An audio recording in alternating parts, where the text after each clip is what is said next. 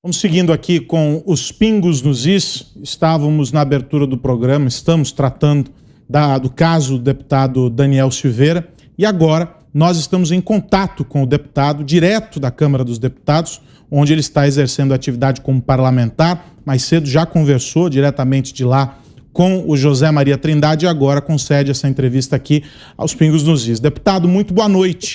Eu começo perguntando ao senhor, justamente nós exibimos agora há pouco a sua fala no plenário, um chamamento, um posicionamento claro aos seus eleitores, mas um chamamento também, quero ouvi-lo sobre isso, aos seus pares, aos demais deputados, justamente sobre esse posicionamento que o senhor espera que o plenário faça, que a Câmara faça sobre o seu caso. E a minha pergunta é a seguinte: o senhor retorna à Câmara, qual é a situação? O plenário vai debater esse caso? O senhor já conversou com os demais deputados, já conversou com o presidente da casa?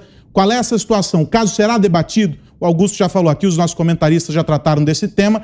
Essa manifestação do plenário é, sem dúvida nenhuma, um embate entre dois poderes da República para definir o encaminhamento aí seguindo a Constituição. Mais uma vez, boa noite, deputado. Bom, boa noite também a todos os ouvintes, a todos os telespectadores.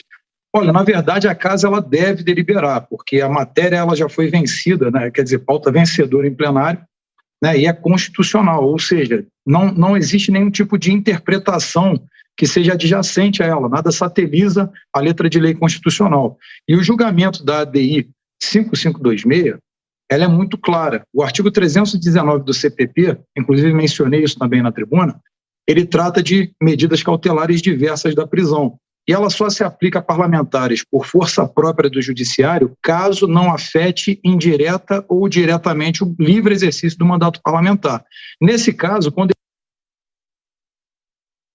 Estamos com um problema com o áudio do deputado, perdemos aqui a conexão. A nossa equipe técnica vai tentar refazer essa conexão com o deputado Daniel Silveira para que nós possamos voltar a ouvi-lo. Enquanto isso, deixa eu ouvir você, Augusto, sobre a fala do doutor Ives Gandra. Nós exibimos para quem nos acompanhava.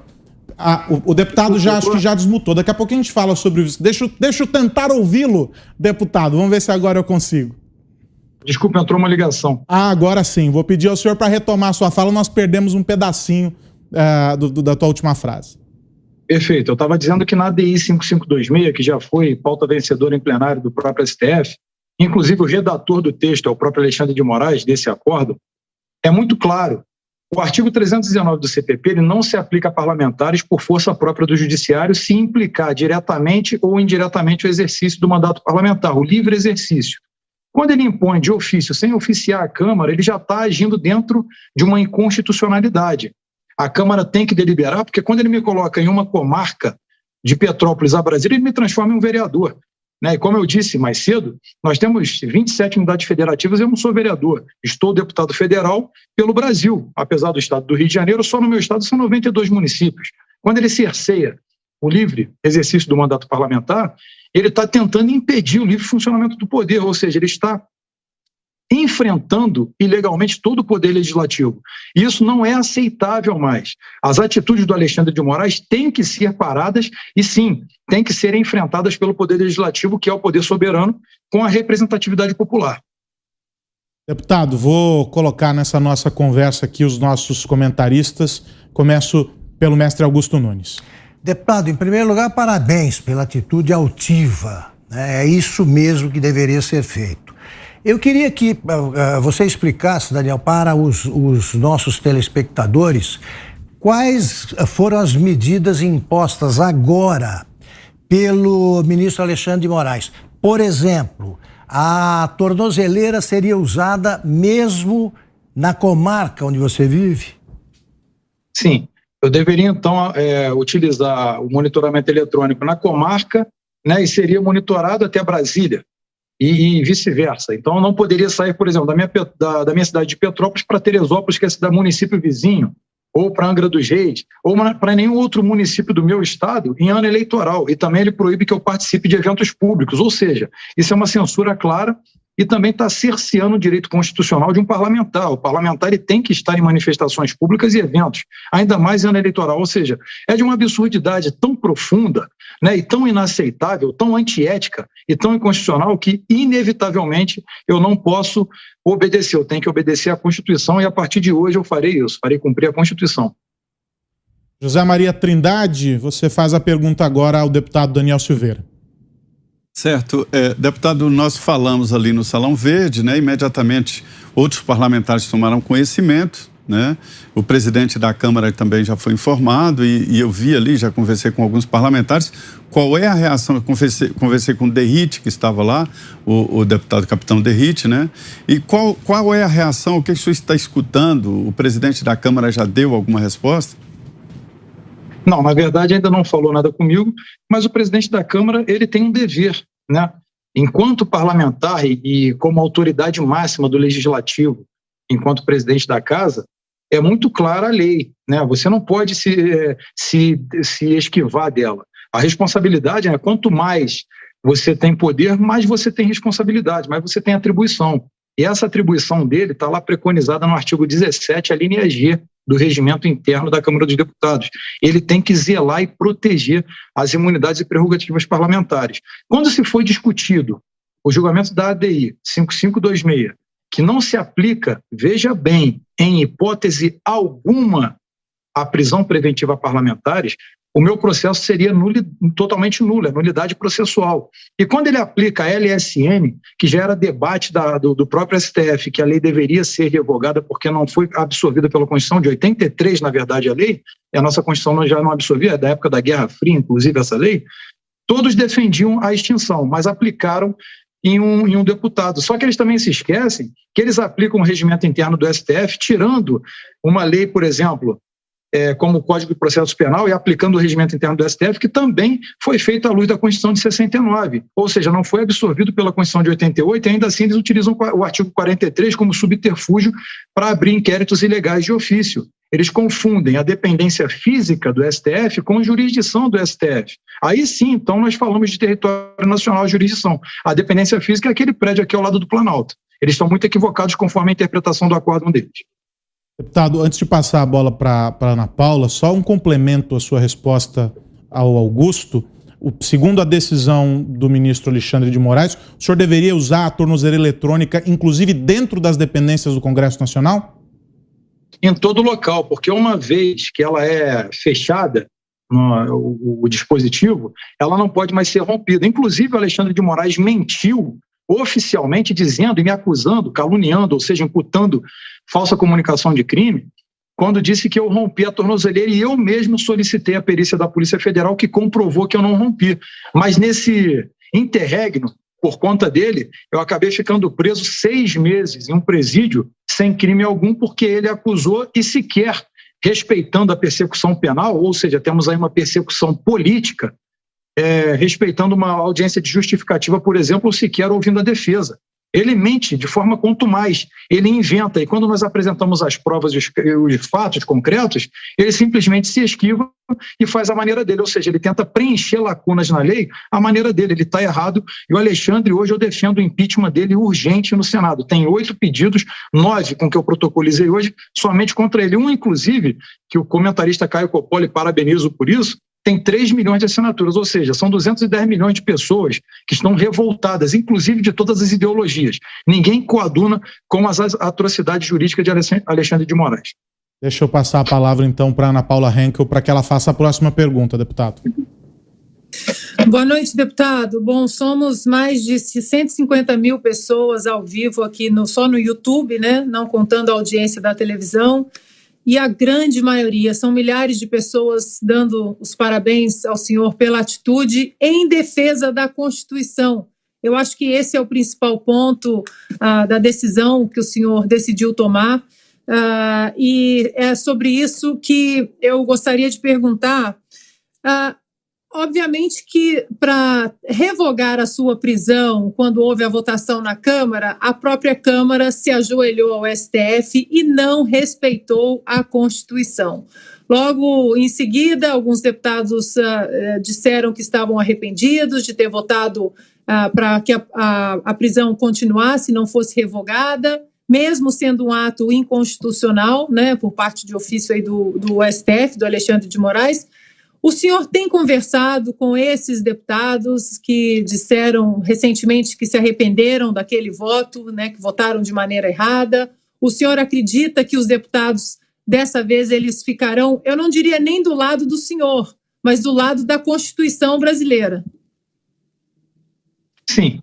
Olha, existem 3 coisas na vida que não voltam atrás: a flecha lançada, a palavra pronunciada e a oportunidade perdida. E raramente você tem essa oportunidade na vida de tentar corrigir um erro, e um erro crasso. O que aconteceu é que vários parlamentares, eu entendi o momento político, portanto, miseravelmente aceitei a prisão inconstitucional naquele primeiro momento, mas eles se arrependem. Muitos foram pressionados, inclusive houve um lobby muito forte aqui dentro, ameaçando deputados, né, que têm processos no STF, por várias questões, que correria aquele processo. Então, eles ficaram como líderes partidários. Hoje, a Câmara, em sua maioria, eu acredito que se arrepende, até não por mim. Excluam a pessoa do Daniel Silveira. Pensem no deputado Daniel Silveira, que é uma instituição, enquanto parlamentar, representando milhões de pessoas, milhares, talvez milhões. Pessoas que coadunam com aquilo que a gente defende. E essa minha atitude, ela não é por mim, ela arrasta a liberdade do povo brasileiro. Se nós nos ajoelharmos, né, ficarmos aí lenientes com esse tipo de ação inconstitucional, nós perderemos. Então, sim, eu acredito que hoje os parlamentares, eles sabem o peso da imunidade parlamentar, tentaram, assim que eu fui submetido àquela prisão, aprovar aquela PEC da imunidade, que foi, inclusive, obstruída, para que se criasse uma comissão especial para discussão, mas eles sentiram o peso daquela decisão e sentem até hoje. Muitos vêm se desculpar comigo e eu falo que eles não têm que pedir desculpas a mim, têm que pedir às minhas filhas, né, que ficaram ali submetidas àquele sofrimento. Eu, por mim, eu estou disposto a lutar tudo pelo meu país. Então, pela nossa liberdade, como diz o presidente Bolsonaro, vale mais que a própria vida e está certo. A nossa liberdade vale muito e eu vou defender até o fim. Vamos ouvir a pergunta agora do Guilherme Fiuza. Boa noite, deputado Daniel Silveira. O senhor disse agora, então, que parlamentares que votaram pela sua prisão vieram se desculpar, se eu bem entendi. E aí eu estendo a pergunta: o senhor pretende fazer, de fato, né,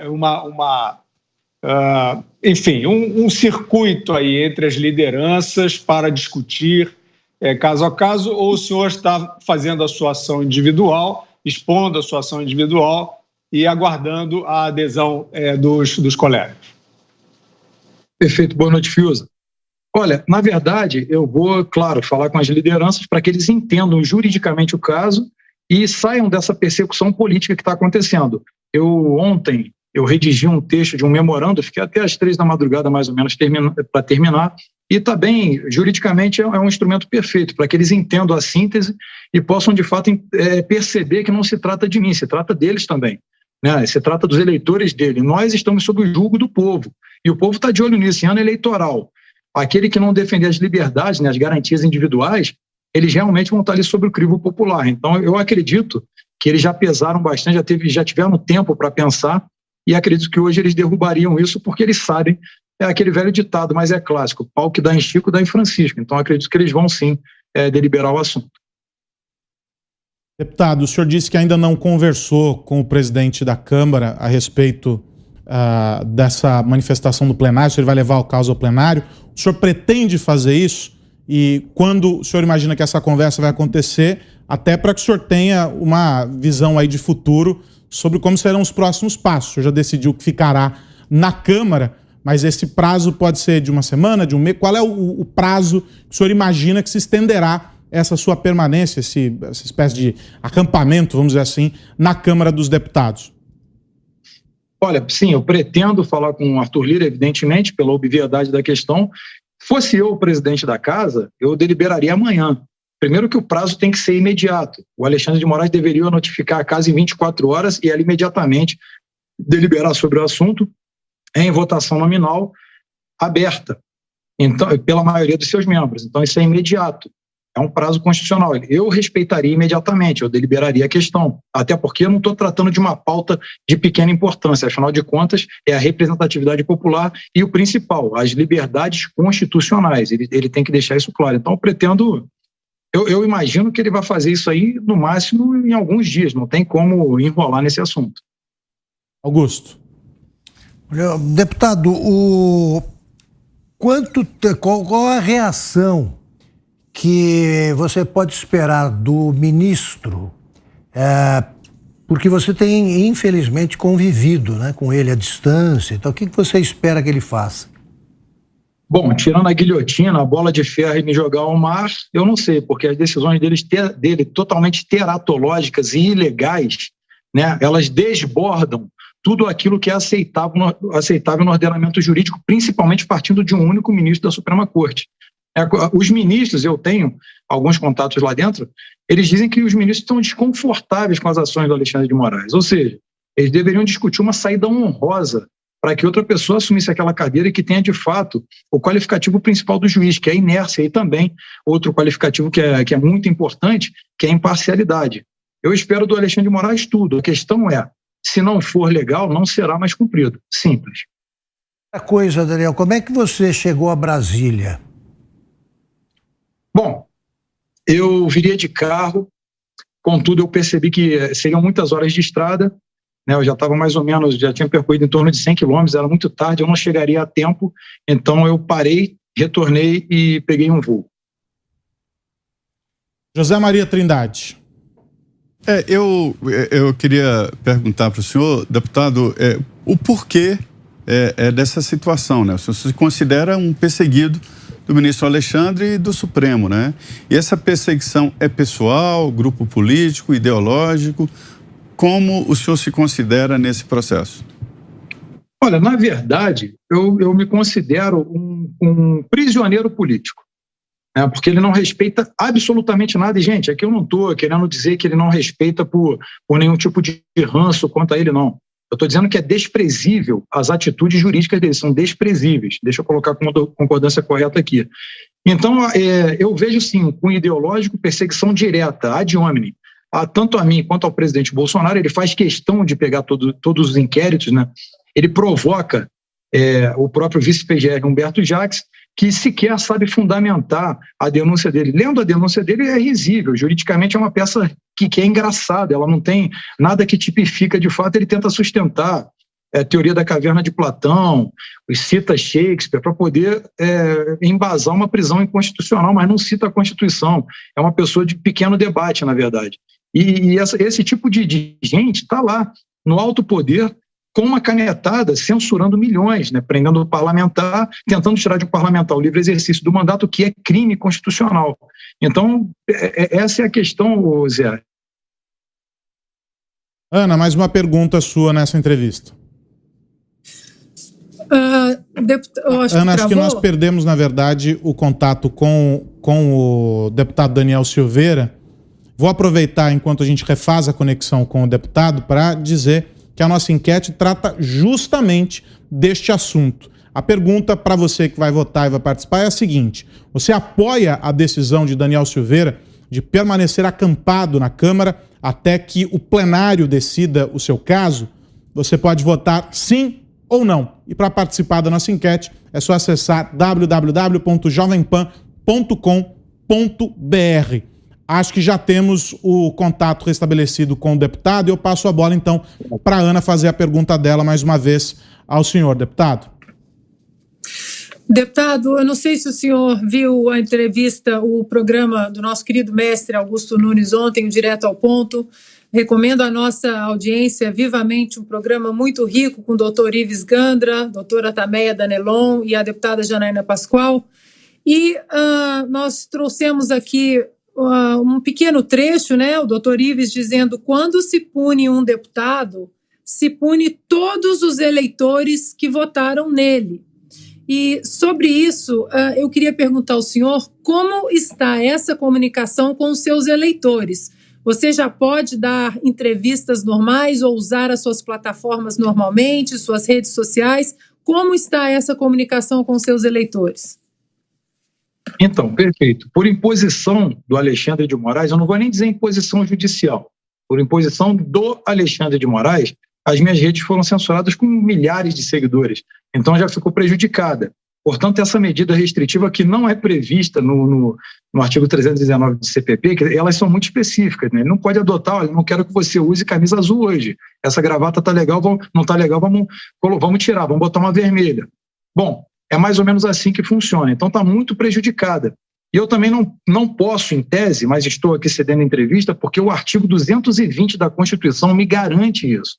O parágrafo 2º desse mesmo artigo, ele veda qualquer tipo de censura de cunho político, jornalístico, intelectual, artístico, enfim, ele sabe disso, mas ele tenta de qualquer maneira impor as lacunas ilegais dele. Então está muito prejudicado o meu mandato, evidentemente, que eu fui investido através dessas pessoas que votam em mim, e hoje falo, Ana, eu não represento só o meu eleitorado, nós representamos mais pessoas porque as pessoas coadunam com aquele nosso pensamento de liberdade. E eles também percebem e enxergam muito bem o que está acontecendo. Então, o mandato hoje, ele está completamente prejudicado. Fiuza, mais uma vez, espaço para você fazer a pergunta ao deputado. Deputado, o senhor comentou, na sua visão, a completa inconsistência de denúncias, né, apresentadas pelo vice-PGR. O senhor, da maneira como o senhor descreveu, a gente imagina que, aos seus olhos, ele praticamente inventa premissas, né? Isso seria muito sério, né, se confirmado. O senhor é um parlamentar, é um deputado federal. O senhor acha que se configura algum tipo de abuso de autoridade que requeira medidas formais contra esse tipo de denúncia inconsistente? Sim, perfeito. Inclusive, eu denunciei várias vezes por abuso de autoridade, coação irresistível, dentre outros crimes que ele incorre, sim. Eu posso enviar à redação a denúncia e vocês, com o corpo jurídico, analisarem para ver que é uma peça bem risível, totalmente lamentável para um vice-procurador. Invencionices jurídicas que não se sustentam em qualquer debate minimamente esclarecido com alguns advogados. Basta que você analise a peça e você vai entender que é perigosíssima essa ação por parte do detentor privativo da ação penal, artigo 129 da Constituição, preconizado claramente em que ele é fiscal da lei. Mas ele não manipula a lei. O MP, ele simplesmente deve olhar a lei, cumprir, né? Se ele determina algo para o judiciário, assim feito. Se determina o arquivamento, assim o judiciário deve fazê-lo também. Mas ele tem que se sustentar, porque matéria criminal, matéria penal, ela não se pauta em cenários hipotéticos. Ela se pauta naquilo que é caso concreto, aquilo que já se passou, e então vai ter o estudo e a investigação daquele caso. Diferente do que eles vêm fazendo, eles vêm aplicando, são desdobramentos e distorções que não existem no direito positivado. Eu estou garantindo e desafio qualquer jurista do país aqui ao vivo a refutar o que eu estou dizendo aqui agora.